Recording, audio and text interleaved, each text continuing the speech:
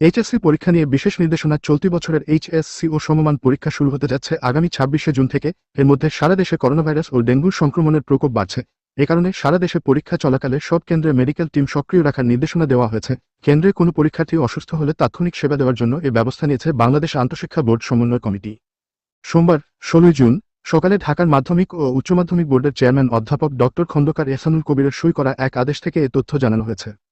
এই আদেশ সারা দেশের জেলা প্রশাসক, ডিসি, উপজেলা নির্বাহী কর্মকর্তা, ইউএনও ও জেলা শিক্ষা কর্মকর্তাদের দপ্তরে পাঠানো হয়েছে।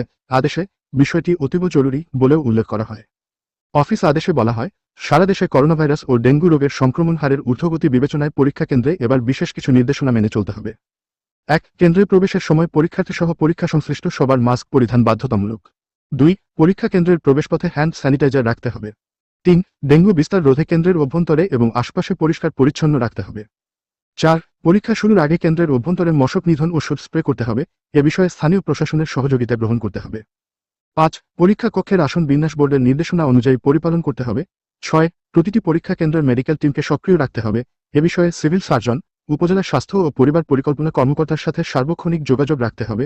৭. জনসচেতনতা বৃদ্ধির লক্ষ্যে স্থানীয় প্রশাসনের সঙ্গে সমন্বয় করে স্বাস্থ্যবিধি মেনে পরীক্ষায় অংশগ্রহণ এবং পরীক্ষা কেন্দ্রের সামনে অভিভাবকদের জটলা নিরুৎসাহিত করার প্রচারণা চালাতে হবে।